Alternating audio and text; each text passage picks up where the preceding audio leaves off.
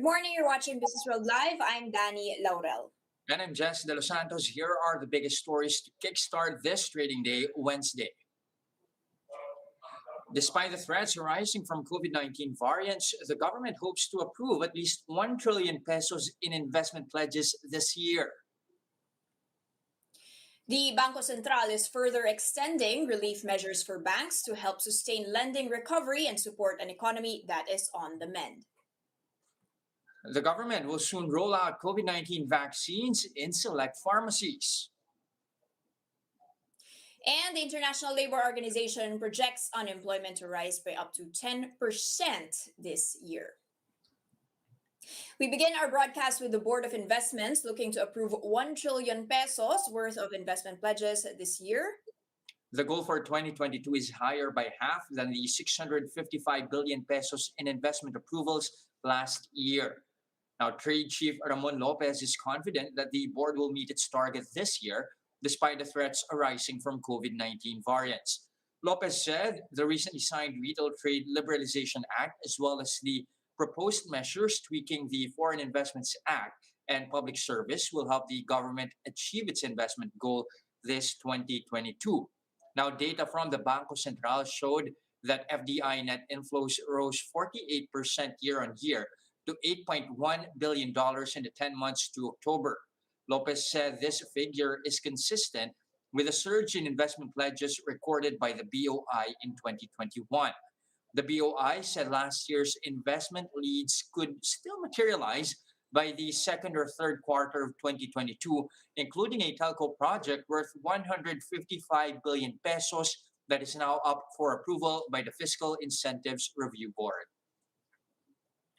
Now, COVID-19 vaccines may soon be available in a drugstore near you. The government is set to roll out shots in pharmacies and clinics to boost the vaccination figures. JC Cosico with the details. With the community transmission of the Omicron variant in Metro Manila and surging cases across the country, government is making a strong push for booster jabs. But what if you have flu-like symptoms? Can you get jabbed right away? The health department says you may do so, but only if 3 months have passed since your second dose of AstraZeneca, Pfizer, Sinovac, or Sputnik vaccines, or 2 months of a single dose of Janssen. You should also be done with your isolation period, did not have fever the past 24 hours, and respiratory symptoms have improved.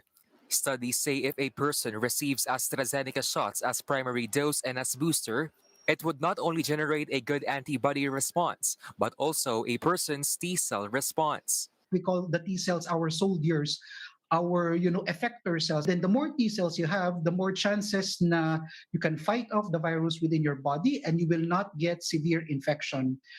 If you had Sinovac as primary series, other booster brands would generate higher antibody responses. As for those with AstraZeneca, Pfizer, and Moderna, an expert has this to say. You have a bit higher immunogenicity if you are giving a Pfizer or Moderna in any of the AstraZeneca or Pfizer vaccine. No? But again, the point here is that it's all of this vaccine can boost and can have an effective level of neutralizing antibody and response. Question is, will there be a fourth dose as the virus continues to mutate? We still don't have definitive answers. Every time na may bagong variant kasi, we have to test it. We have to assess. With only 4.7 million Filipinos who have received their booster jab, the government eyes to inoculate 72 million Filipinos with booster this year. The plan is to increase daily output to 500,000.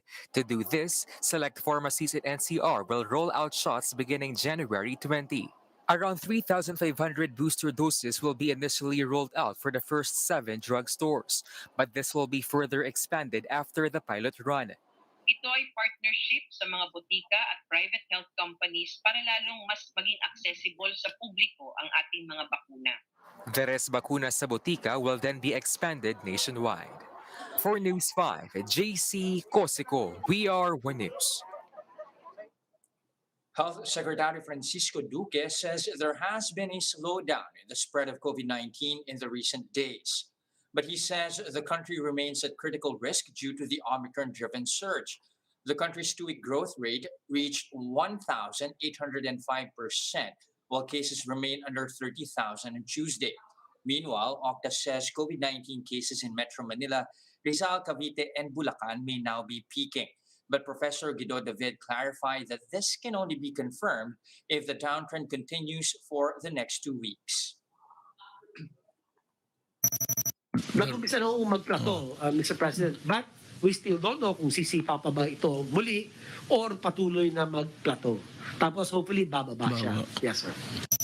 We're hoping na baka magtuloy-tuloy ng bumaba. Baka lang kasi minsan may mga iba nagagalit pag sinasabi kong pababa na. Pero ano naman, klaro naman tayo na may nakikita na tayo mukhang nag-peak na at mukhang nagsisimulang bumaba. Pero syempre, yung standard dyan, kailangan makita natin na mag-decline siya for 2 weeks bago natin talaga masabi. Kasi minsan bumabaliktad pa yan. Pwedeng pababa na ngayon, tapos biglang tataas ulit.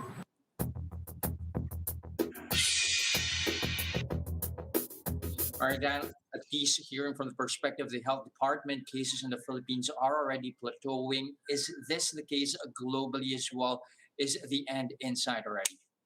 Well, we all hope so, Jess, but not so fast. I mean, you can see how the markets are very edgy globally. You can see that on my Bloomberg terminal. It's still a sea of red overnight in the US as well as in Europe.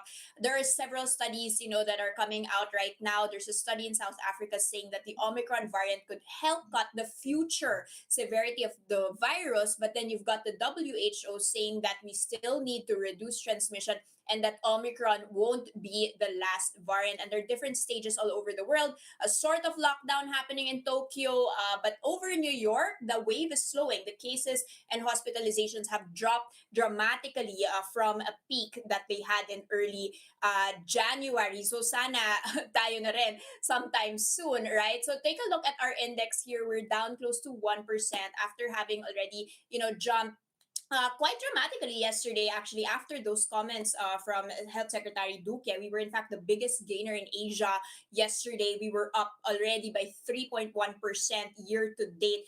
And Phil Stocks is warning against this, and he did already predict this. He said, the turnover in trading when it comes to value is lower than last year's average. And that means it still lacks conviction. A pullback is possible. Many are staying on the sidelines. And if you take a look at another thing that has been suffering, and that is our peso, although it does seem to be strengthening a case, but you can see that uptick, in the past few days. We've actually dropped to the lowest level since March of 2020, the weakest we've seen the peso in almost 2 years, Jess.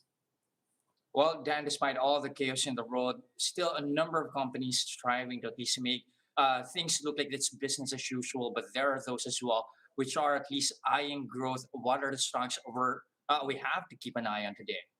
Okay, take a look at Dito Telecom. That's up by more than 2%. Against the sell-off that we are seeing in the local index, that's at 5 pesos and 34 centavos. This, as they say, they may double their subscribers this year. So they had just started operations in March last year, and they are around 5.3 million subscribers as of the end of last year, and they're looking at 10 million subscribers by 2022. And that they reaffirmed their goal to reach 30% of market share. They said that might happen in 2024. They're looking at network coverage at 80% of the population. Right now, they're around 53% of the population. So, our incumbent players should be looking out for that as well. Take a look at San Miguel. That's also up by 0.5%. This, as they've confirmed that they are receiving a 2-year income tax holiday and 5-year duty exemption on imports. That is for their cement project. That's around 10 billion pesos that will be operating from July. And finally, just one specific sector that I wanted to watch out for here, the banks. As you did mention that in one of our banners here, down by 0.8%. Despite that news, BSP extending the relief measures for the banks until the end of 2022. And speaking of banks, Jess, our oldest lender, BPI has, of course, emerged. That's going to be called One BPI, and that has been effective January 1. And here to tell us more about what that implies, we have with us Jin B. Go. She's the president of BPI Family Savings Bank. Good morning, Ms. Jin B., and welcome. Good morning, Danny, and good morning, Jess. Happy to be here at One News to talk about One BPI. That's a really nice way to put it. Ma'am, this plan was something that you rolled out during COVID. Can you remind us of the rationale of this? How did this come about? Is this something that you were thinking and mulling over pre-pandemic that just suddenly got accelerated, or is this a complete disruption, a complete pivot of the strategies that the bank had in place? Very good question, Danny. And in the banking industry, it's a very dynamic one. With greater digitalization nowadays, you might think that the merger came about only during the pandemic, but actually, because we are a wholly owned subsidiary of BPI, we have always been thinking about whether it is time to finally consolidate the two institutions. And we have seen some of the indicative parameters or stimulus to make us feel more confident that it is indeed time. One of which would be the declining reserve requirements for banks for quite some time now, even during the time of Governor Espinilla, as we very well know. He is very keen on reducing the reserve requirements of banks to make it more affordable and more accessible and increase the banked population. And so we've seen the gap between the thrift banks reserve requirements, which BPI family is enjoying, versus the universal banks, which our parent bank BPI had been at levels of as high as 18% in the past. But now it has come down to 12%, and the thrift banks have come down to 3%. And so the gap is actually narrowing. We've also seen as a stimulus increased digitalization. You know, Danny, in the last few years, you've known that BPI has been embarking as one group into a more digital bank. Our digital transformation had started way back 4 or 5 years ago. And we have actually seen the impact of those efforts. In 2019, the branch transactions have plateaued and the digital transactions have increased in such a way that the digital transactions have already overtaken the number of branch transactions in our bank. Nowadays, in fact, the stimulus of the pandemic is one wherein people are forced to really stay at home and do their banking digitally online in the safety of their homes, such that our transactions in the digital space is actually now 90% relative to our branch transactions of 10%. So all this, all the stimulus, all the signs have really made us more confident that it is time to finally merge the two institutions so that first and foremost, the goal of One BPI is to make the transactions of our clients more seamless in more branches with more products available. So, Danny, really, you mentioned that this pandemic had been a stimulus to many institutions, to many businesses. To us in BPI Group, it has been a stimulus to rethink our business models, to rethink the way that we deliver our service to our clients.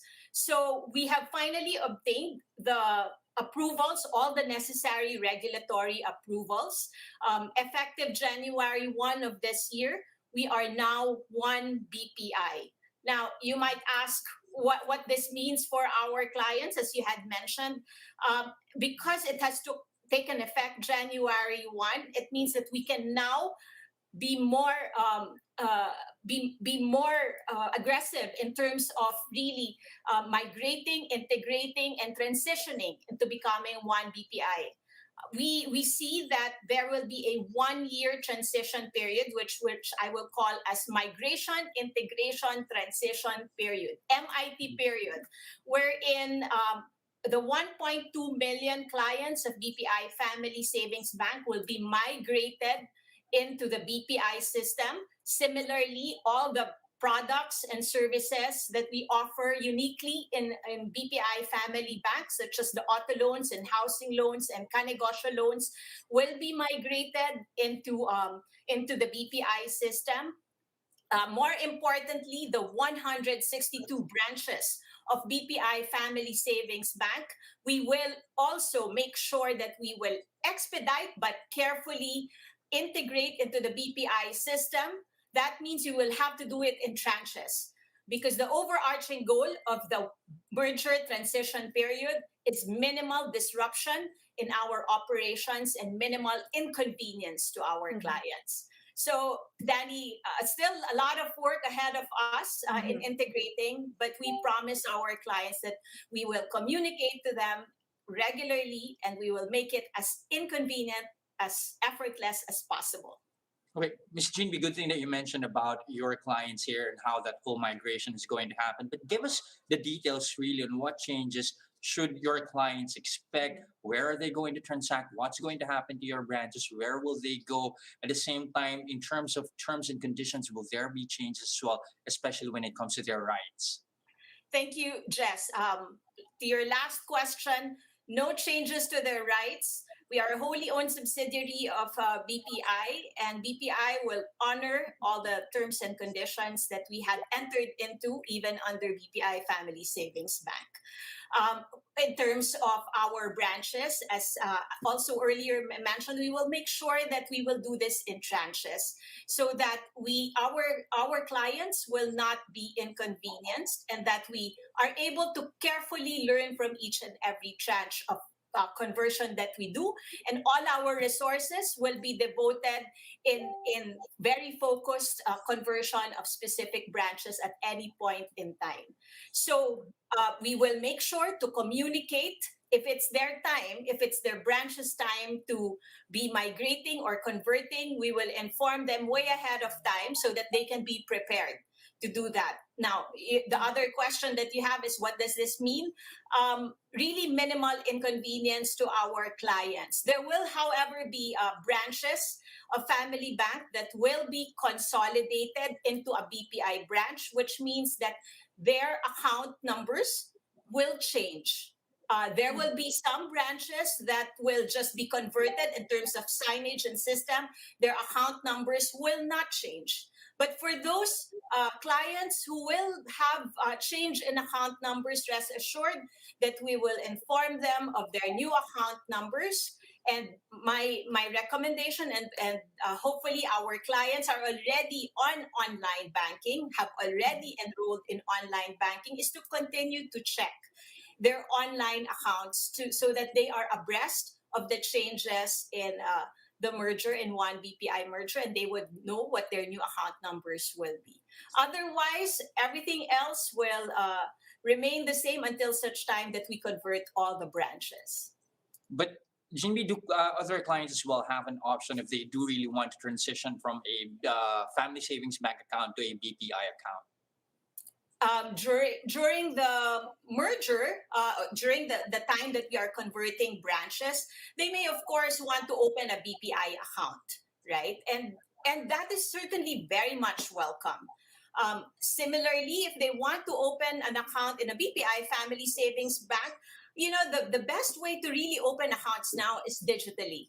And the good thing is, as we had prepared for this pandemic way ahead of time with digitalization, our account opening is already easy. It's available online. So new to bank account opening, those who are not yet BPI depositors or BPI Family Savings Bank depositors can just open a deposit account very easily through our online app.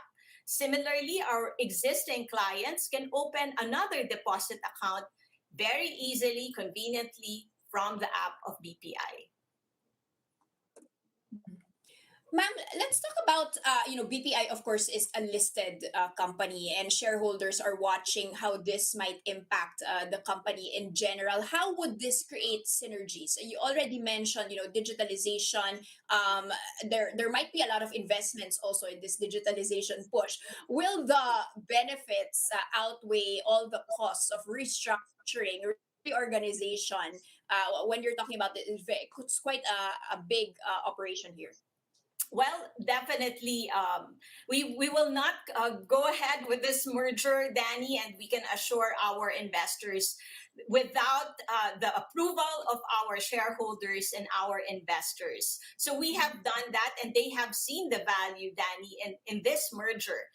Just imagine now, BPI Family Savings Bank clients who used to only transact in the BPI Family Bank branches can now transact also in the rest of the BPI branches. So from 162 branches of BPI Family, they can now transact in the over 800 branches of BPI as a group. Also, in terms of products and services, I mentioned earlier, BPI Family has existing BPI Family Savings Bank unique products. Auto loans, housing loans, kanegosyo loans, our 5-year term deposit plan, which is a real hit for our individual retail clients. These are now also will be made available more easily and more conveniently in all BPI branches. So just imagine the value that we will unlock by doing so. And the seamless integration and convenience of our clients, they're actually already feeling it right now in the digital space and in the electronic space, like ATM, because they can transact in any ATM. What more if they can do this in all our branches? Lastly, Go ahead. and we are also, of course, eliminating redundancies in our operations, in our organizational setups, and therefore that will lead to cost efficiencies. So Yes, that was exactly my next question, ma'am.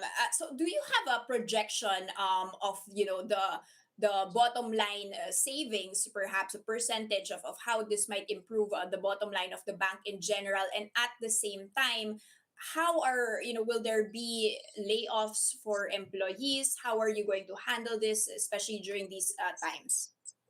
Danny, in terms of savings, we've always been a very cost-efficient bank. So you will know that our cost-to-income ratio is just hovering at around 50 to 52% at this time, and we will continue to find options by which we will be able to make sure that we deliver cost-effective products and services. So from a cost-save standpoint, Danny, we see this as a net offset of all the investments that we will be doing in our digital space, and also in terms of upgrading the capabilities of our people, because we will certainly invest more in our people, because with digitalization, the role of our branch personnel will change. They will no longer be transactional. They will be advisory. So in the savings that we will incur or realize in this merger will actually be put to better use, providing better advisory, providing more enhanced digital tools, and upgraded systems in our branches. As I mentioned earlier, there will be some branches of Family Bank and even BPI that are going to consolidate. With digitalization, you actually don't need as large a branch footprint. With consolidation, we will now upgrade the look, the feel, the capabilities online of our branches. So it's a net offset in terms of cost for us over the long term. Where we see really value is in unlocking the potential to do more cross-sell and encourage more people to be part of the bank population. All right, Ms. Jean B, before we let you go, give us an idea how exactly is BPI doing right now? Again, you have the BSP deciding to extend relief measures. Is this going to be enough? And do you think the worst is over for the banking sector, especially when we're talking about non-performing loans? I was listening to you earlier, Danny and Jess, talking about the impact of this pandemic. And, who knows what will happen again if there is new virus coming on being discovered once again, another variant.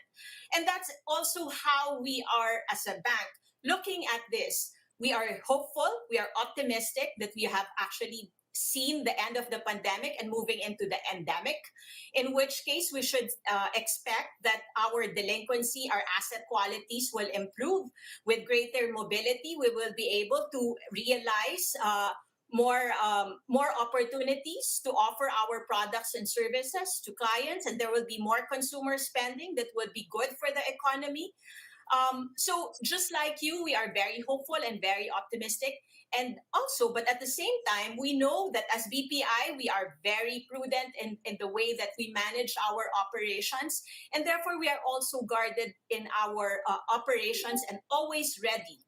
Always ready, ready today, ready tomorrow, in our ability to respond to any circumstances, be it typhoon or another variant of Delta, or another variant of COVID.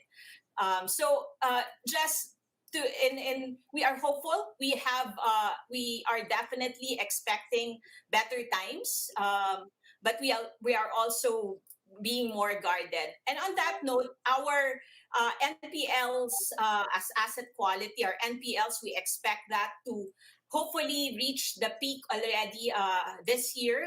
Very minimal NPL formation this year.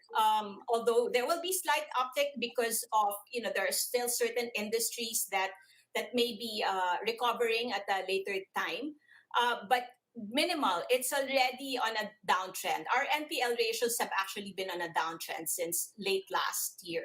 And so we expect that to plateau this year, if not just a slight uptick. Again, it depends on how this pandemic or endemic will unfold before our eyes. So NPL ratios have come down. But then again, we are adequately, in fact, more than adequately reserved. We had been aggressive in our provisioning last year, and therefore we don't expect to provision any more aggressively this year, and are actually going to be more conservative in the way that we provision this year. All right, still staying cautiously optimistic despite all the uncertainties. Thank you very much for your time this morning. Again, Jean Bigo, President of BPI Family Savings Bank. Thank you.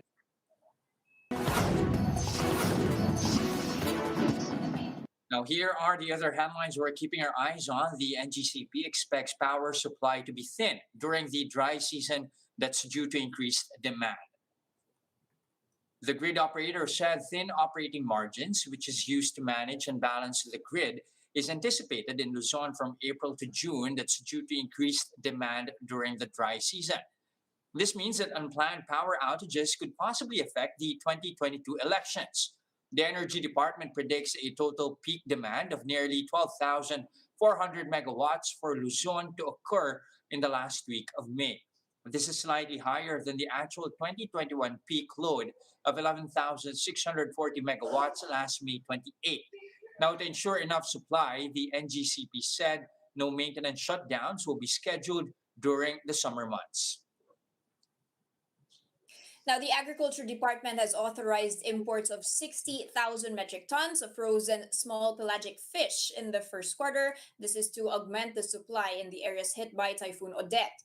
Agriculture Secretary William Dar says fish supply deficit this quarter could reach up to 119,000 metric tons, according to projections of BFAR.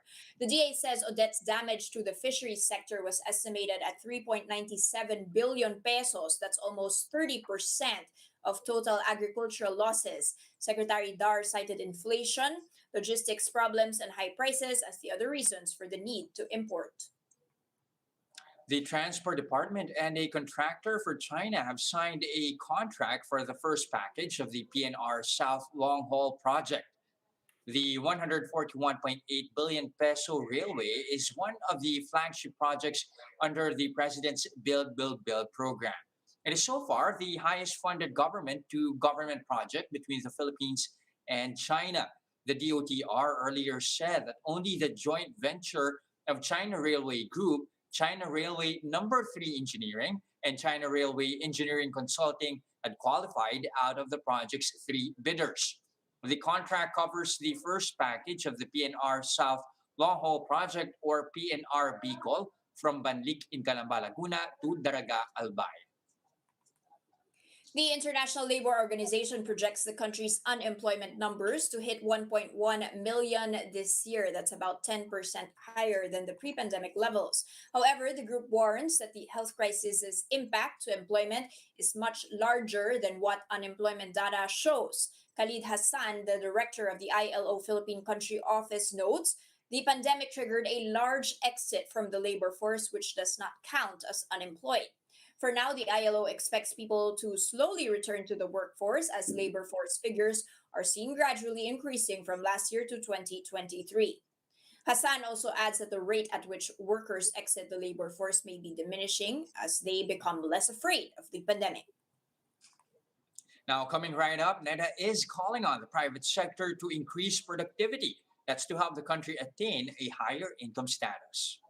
More of that and other stories when Business World Live returns. Stay with us.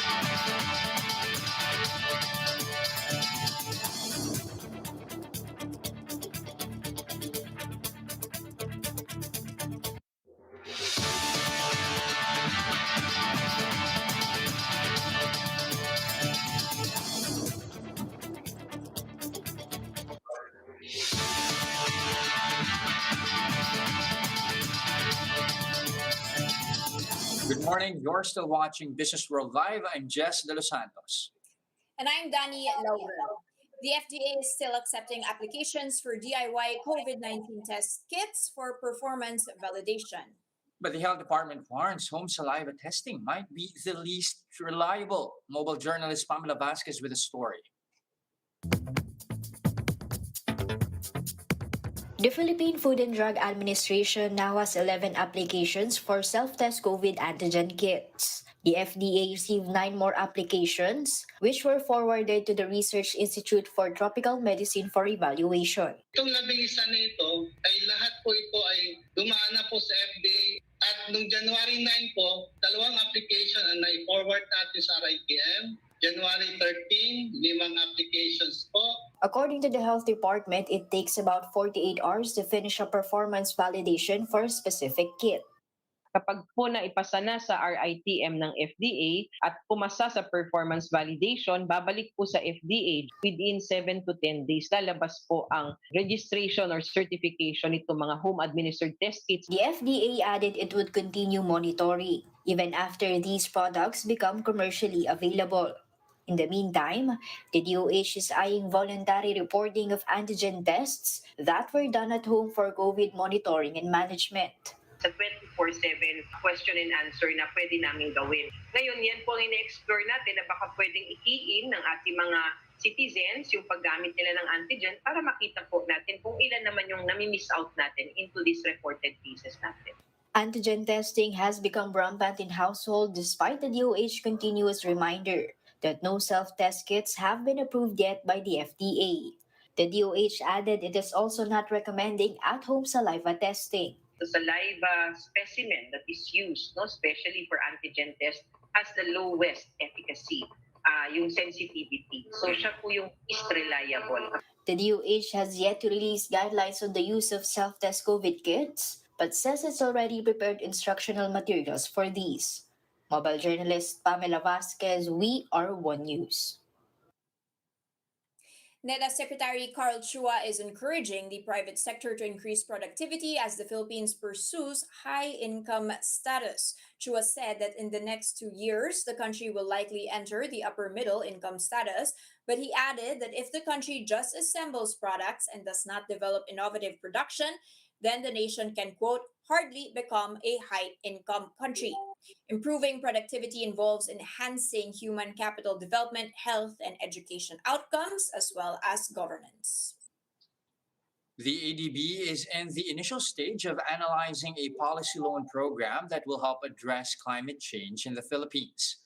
The lender said the program would address local policy changes in social inclusion, clean energy, electric mobility, climate financing, and food security. In its initial poverty and social analysis released on Tuesday, ADB says the Philippines is recognized as a country with high natural disaster risk levels, and these are exacerbated by climate-related risk. The program, the ADB said, would help pursue policy reforms on social inclusion and climate action, addressing the vulnerability of women and children. And that's a first look into the business day this Wednesday, January 18, 2022. I'm Jess De Los Santos. And I'm Danny Laurel. Mask on, wash hands, stay safe, Philippines. We are One News.